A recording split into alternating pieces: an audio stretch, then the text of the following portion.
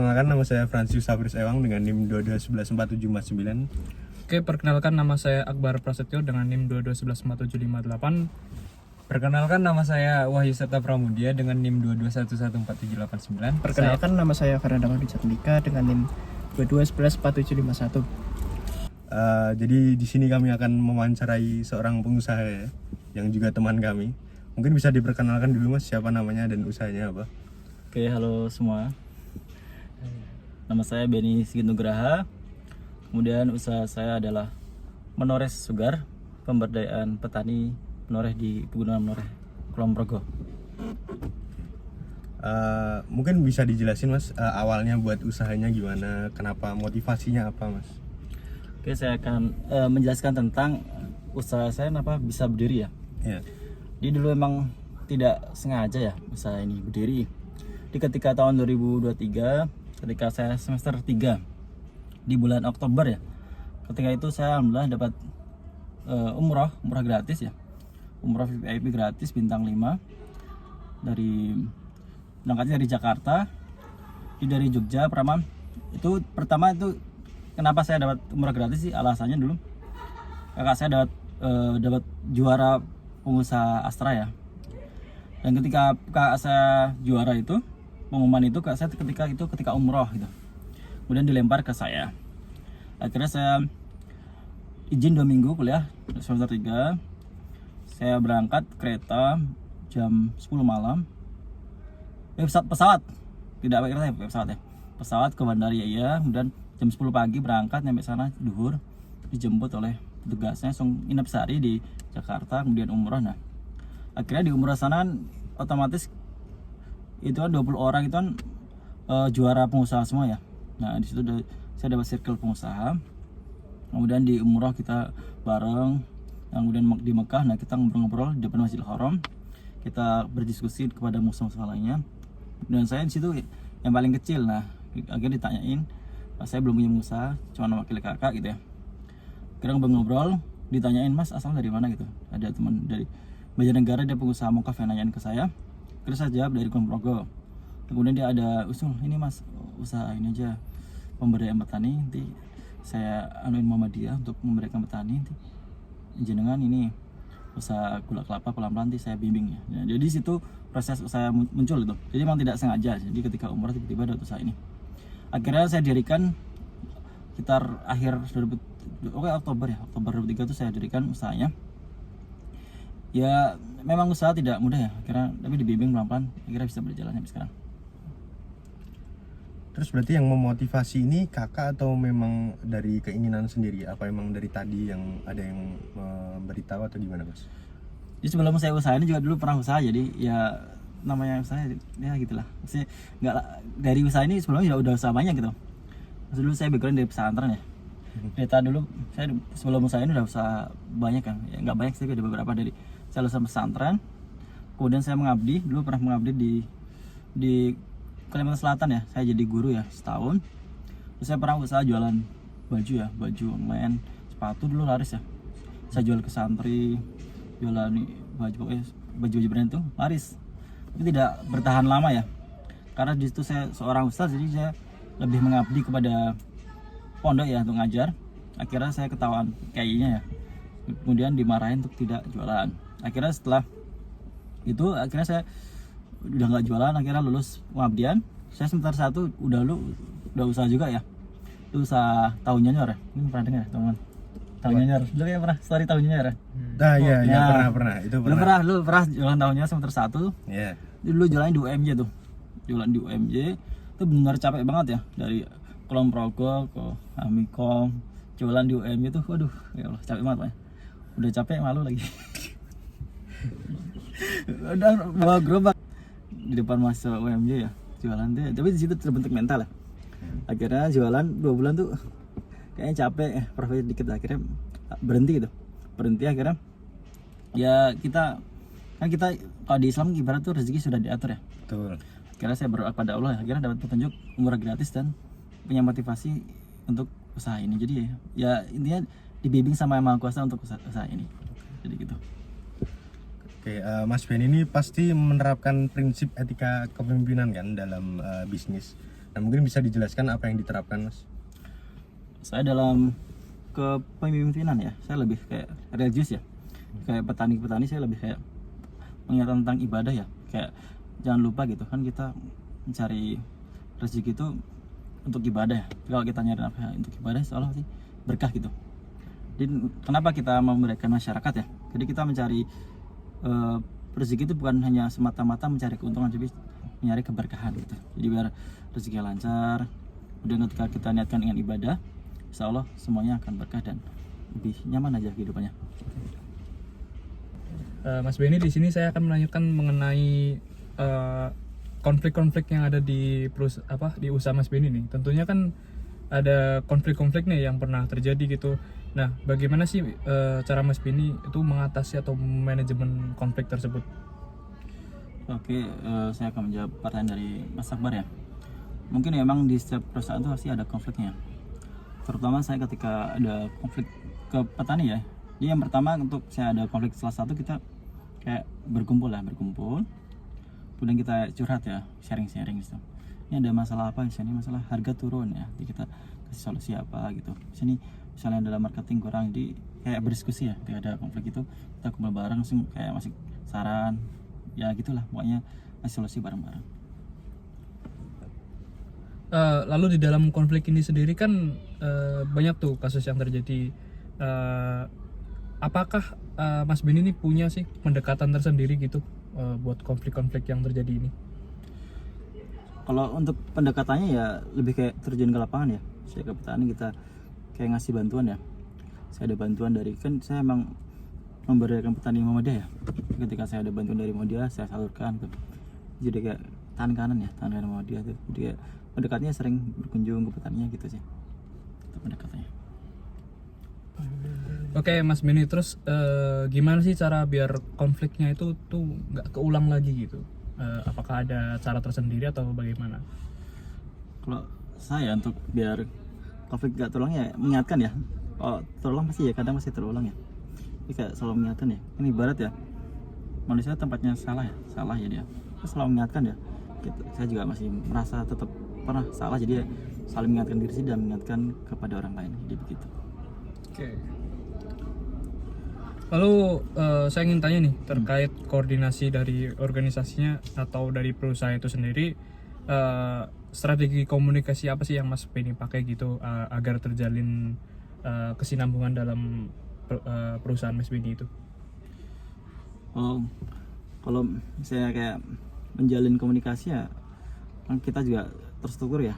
Dari saya ada timnya teman sendirian. Dulu saya juga pernah ikut P2MB ya. P2MB, kemudian udah KM Expo dulu ke Kendari. Jadi untuk sinergi bersilaturahmi ya kita ya ada grup tim. Situ kita sering ya evaluasi misalnya tentang laporan tentang penjualan di marketplace gitu. Dengan kalau ada di petani kita silaturahmi ke sana gitu. Jadi ya menjalin silaturahmi gitu. Terus ada nggak sih kayak misal software atau perangkat-perangkat yang digunakan nih dalam usaha Mas Benny gitu buat mastiin tujuan bisnisnya itu terpenuhi gitu? Mungkin kalau untuk software tidak sih, lebih kayak laporan setiap bulan gitu, kayak pendapatan, omset gitu, kayak di marketplace kita lihat insight-nya berapa gitu ya, pendapatan berapa gitu, jadi gitu. Udah software belum ya, mungkin ya kedepannya ya, pasti di era teknologi mungkin ya kita nggak tahu ya, mungkin siapa tahu mungkin di kedepannya pasti butuh gitu. Terus mau tanya nih terkait banyak nih kan konflik-konflik atau mungkin ya permasalahan lain, gimana sih atau pernah ada nggak pengambilan keputusan yang kritis gitu? Itu bagaimana cara pengambilannya, terus bagaimana Mas Benny menyikapi hal itu?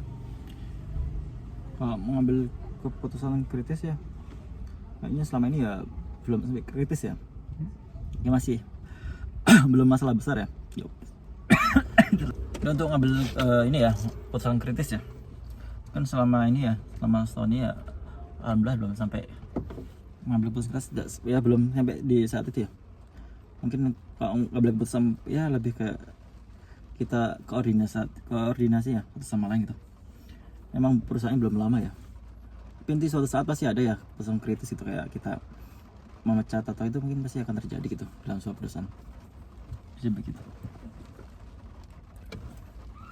Terus misalnya kan Mas Benny bilang tadi bakal suatu saat pasti ada keputusan kan. Apakah Mas Benny bakal ngelibatin timnya untuk ngambil keputusan itu atau berdasarkan intuitif Mas Benny, kayak misal ada putaran kritis nih, Mas Benny mau koordinasi sama tim atau dari Mas Benny langsung yang mutusin gitu? Mungkin untuk keputusan pertama tetap dari saya ya, dan dari saya. Kemudian kalau tim lebih kayak ya mungkin ke jalan kedepannya kalau bagus ya nggak usah dievaluasi ya, kalau tidak berjalan baru di bareng-bareng sama tim, jadi begitu. Ya Mas Benny, saya akan menanyakan bagaimana Mas Benny menilai keberhasilan perusahaan. Apakah hanya berdasarkan angka penjualan atau ada indikator lain yang Anda pertimbangkan? Kalau untuk menilai keberhasilan perusahaan ya, kayak kalau ke keuangan lihat laporan ya. Juga kalau untuk kesejahteraan petani kita lihat dampaknya ya. Kita kan kalau di petani saya tuh masalah utama tuh terjerat utang di retener ya.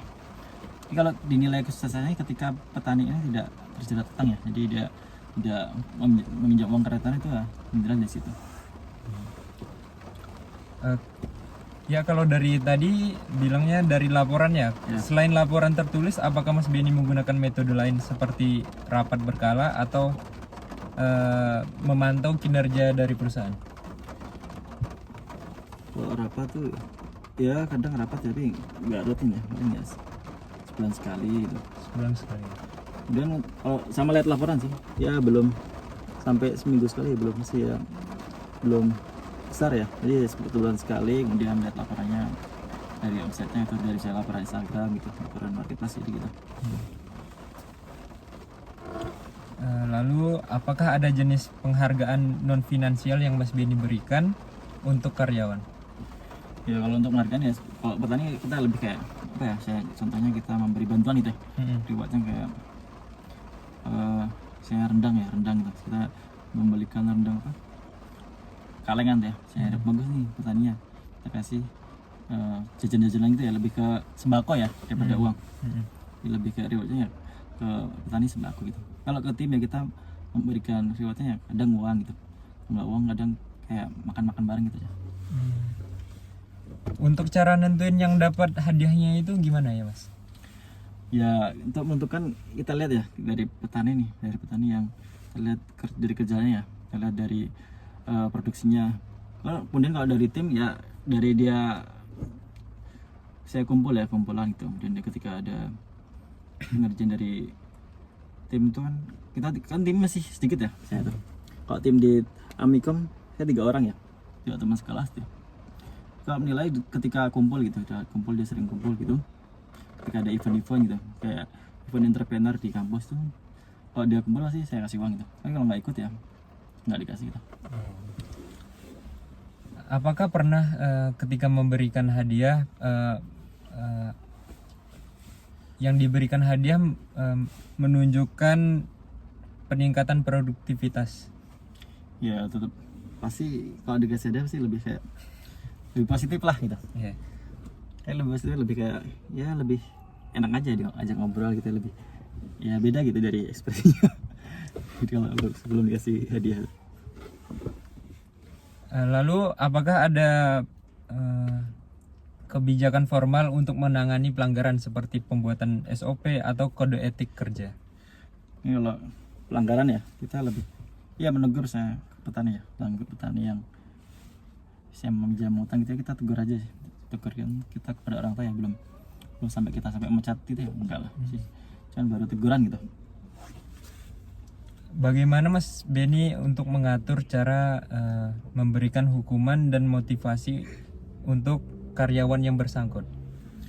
Ya kita memberi teguran ya, bisa memberi teguran, kita memberi arahan gitu, motivasi gitu, motivasinya lebih ke keagamaan ya, saya kita cari rezeki kan untuk ibadah gitu, untuk nyari nafkah gitu. Kemudian rezeki itu sudah diatur gitu, jadi jangan terlalu pusing dalam kehidupan cari rezeki gitu. Untuk pertanyaan terakhir dari saya, apakah ada pelajaran yang Anda ambil dari pengalaman menangani kesalahan atau pelanggaran di masa lalu? Dia pelajarannya ya dalam mengatasi masalah ya kita dulu lihat dulu masalahnya ya. Kemudian ketika kita mengambil keputusan harus dengan pikiran yang dingin ya. Jadi ketika kita pikirannya sedang emosi mungkin kita mengambil keputusan tuh kayak kurang tepat sih. Jadi kita tenangkan diri dulu dan kita baru tenang baru kita memutuskan untuk menegur masalah itu dan memperbaiki masalah itu. Oke Mas Beni, misi-misi yang Mas Beni miliki untuk menginspirasi tim dalam bekerja sama untuk mencapai tujuan bisnis itu apa sih? Untuk visi misi perusahaan kami ya menurut segala. Yang pertama adalah kita menjadi produsen gula kelapa dengan menerapkan pemberdayaan petani lokal ya. Divisinya kita lebih ke pemberdayaan gitu. Jadi kita nyari keberkahan. Kemudian untuk misinya jadi kita menjadi produsen gula kelapa yang berkualitas tapi dengan harga yang terjangkau jadi gitu. Untuk pelajaran terbesar yang Mas Beni dapatkan dari kegagalan bisnis, dalam bisnis kan mungkin pasti ada kegagalan ya. Nah itu apa sih yang Mas Beni dapatkan? Apakah itu mempengaruhi dalam gaya kepemimpinan Mas Beni? Oke, untuk dalam kegagalan ya, ini saya nyoba usaha ada beberapa kapal ya. Yang saya ambil ya intinya konsisten ya dalam kita usaha itu konsisten. Kemudian kita selalu merasa menjadi gelas kosong ya. Jadi kita belajar hal baru gitu, jangan merasa menjadi gelas penuh gitu. Jadi ketika kita dapat masukan kan ibaratnya mental ya. Jadi kita lebih konsisten dan selalu belajar hal baru gitu. Mas Beni mau bertanya, jumlah karyawan yang ada di dalam bisnisnya Mas Beni itu ada berapa? Untuk mitra ya, mitra petani ya kita sekitar kalau digambarkan sekitar 20-an lebih ya mitranya kita. Di bulan Maret ya sekitar ya 20-an lebih lah. 20-an. Kalau untuk omset yang dapat per bulannya itu berapa Mas? Kita omset masih stabil ya di ya paling terbesar ya di bulan Agustus tuh ya. Agustus tahun 2000 berapa? 24 ya? Ya 2000. Terkurang sampai 13 juta ya itu. 13 juta. Kalau omsetnya masih labil lagi 3 juta, 2 juta gitu. Tapi tertinggi ya 13 juta itu di bulan Agustus ya. Kan mungkin ada mahasiswa yang ingin memulai bisnis, membangun bisnis khususnya untuk mengembangkan spirit QT atau membangun kepemimpinan yang berlanjut itu, apakah Mas ini ada saran-saran? Sarannya misalnya untuk yang mahasiswa yang untuk usaha ya yang pertama diniatkan dulu ya, usaha itu tidak mudah ya. Jadi kalau mau saya berjuang gitu, mau susah dulu gitu. Jadi harus berusaha gitu. Harus jangan apa ya, kalau kita jadi usaha memang susah, beda sama karyawan ya. Kalau usaha nih ibarat omset tuh ya tidak pasti ya. Beda karyawan tinggal kerjanya itu ya pasti gajinya segitu. Jadi kalau untuk usahanya lebih punya tujuan gitu, kemudian konsisten, jangan menyerah gitu. Baik Mas ini bagaimana perdekatan Anda dalam membangun hubungan yang kuat untuk pelanggan, dan bagaimana cara Mas ini memastikan kepuasan pelanggan itu tetap terjaga? Dalam kita membangun hubungan yang kuat dalam pelanggan, kita memberikan yang kualitas terbaik ya. Jadi kita all out ya. Kalau misalnya kita ada pelanggan yang pesan ya, kita selalu memberikan pengemasan terbaik. Kemudian kita lihat kedaluarsanya masih jarak 6 bulan gitu ya. Kemudian kita kasih stiker, kita kasih tulisan terima kasih ya, kita kasih kartu nama gitu. Ya alhamdulillah kita dalam marketplace ratingnya selalu bagus ya. Selalu bintang 5, paling kecil ya bintang 4,9 ya. 4,9. Jadi untuk menjaganya kita ya selalu konsisten dalam memberikan terbaik bagi konsumen itu. Lagi. Oke Mas Beni, selanjutnya apa langkah-langkah yang Mas Beni ambil nih untuk memastikan keberlanjutan bisnisnya dalam jangka panjang? terutama untuk dalam hal inovasi dan pengelolaan sumber dayanya. Mungkin untuk jangka panjangnya kita pertama dalam bisnis ya, kita dalam jangka panjang pertama kita harus mendekatkan diri kepada Allah ya, karena emang bisnis itu kedepannya tidak pasti ya. Jadi menurut riset tuh orang yang paling dekat kepada Tuhan tuh pebisnis, pengusaha, karena kedepannya nggak pasti gitu. Jadi kita ya soal inovasi, kemudian jadi emang pengusaha dalam riset tuh emang kerjaan yang paling dekat sama Tuhan tuh emang pengusaha ya, pekerjaan, karena emang kedepannya kita tidak pasti gitu. Jadi ketika kita inovasi, kita jangan lupa itu kan kita berserah diri kepada Allah gitu. Jadi kita cuman usaha tidak bergantung pada Tuhan tuh kayak kita tidak ada bimbingan, jadi bingung. Mungkin cukup sekian. Terima kasih Mas Doni telah meluangkan waktunya untuk wawancara, dan terima kasih.